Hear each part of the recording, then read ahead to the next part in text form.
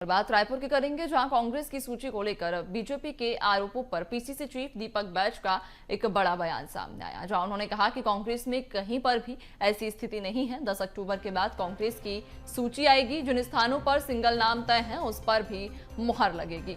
तो बीजेपी अक्सर ये आरोप कांग्रेस पर अभी तक लगा रही थी क्योंकि कांग्रेस में अंतर्कलह की स्थिति बनी हुई है, और इसी को लेकर अब दीपक बैज का ये बयान सामने आया, जहां उन्होंने पलटवार बीजेपी के उन सभी आरोपों पर किया है। और ये बात भी उन्होंने कही कि 10 अक्टूबर के बाद कांग्रेस की जो पहली सूची है वो जारी हो जाएगी छत्तीसगढ़ में, और जिन नामों पर जिन स्थानों पर सिंगल नाम तय हुए हैं उस पर भी मुहर लगेगी। क्योंकि जिस स्क्रीनिंग कमेटी में अभी तक ये बातें सामने आ रही थी कि कई जगह ऐसी हैं जहां पर सिर्फ सिंगल नाम दिए गए हैं, यानी कि अंतर्कलह की कहीं ना कहीं ये खबर छत्तीसगढ़ में बीजेपी कांग्रेस के ऊपर ये आरोप लगा रही थी। और अब उन सभी आरोपों को नकारते हुए दीपक बैज का ये बयान सामने आया। सूची को लेकर उन्होंने कहा है कि कांग्रेस में ऐसी कोई स्थिति नहीं है। 10 अक्टूबर के बाद में कांग्रेस की पहली सूची आ जाएगी, और क्या कुछ कहा वो भी आप सुनिए।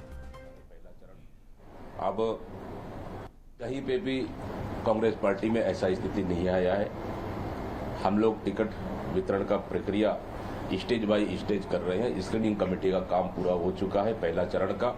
अब मुझे लगता है कि 10 के बाद सेकेंड सप्ताह में दिल्ली केंद्रीय चुनाव समिति का मीटिंग होगा, और उसमें जो नाम लगभग हम लोगों ने सिंगल तय किए, आधे अधिक नाम, उन पे सीईसी ने अंतिम मोहर।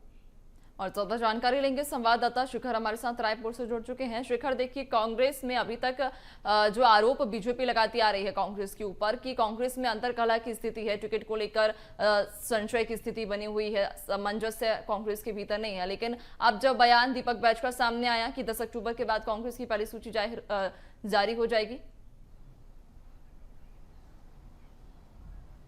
देखिए, जिस तरह से बयानबाजी देखने को मिल रही है, जब भी चुनाव होते हैं, चुनाव के वक्त इस तरह की बयानबाजियां लगातार देखने को मिलती है। अंतर्कलह को लेकर एक दूसरे पर वार पलटवार भी करते नजर आते हैं। और जिस तरह से बीजेपी की फिलहाल पहली सूची जारी हुई है, दूसरी सूची का इंतजार किया जा रहा है, तो वहीं कांग्रेस में भी मंथन का दौर लगातार देखने को मिल रहा था। और जो पहली सूची कांग्रेस की आने वाली है, उसे लेकर पूरी प्रक्रिया खत्म कर ली गई है। और ये भी कहा जा रहा है कि 10 अक्टूबर के बाद कभी भी कांग्रेस की पहली सूची आ सकती है। जिस तरह से स्क्रीनिंग कमेटी की बैठक हुई थी, उस बैठक में कई सीटों के नाम तय कर लिए गए हैं, और उन नामों को केंद्रीय जो चुनाव समिति है वहां तक भेज दी गई है। और जब केंद्रीय चुनाव समिति की बैठक होगी तो पहली सूची भी जारी हो जाएगी।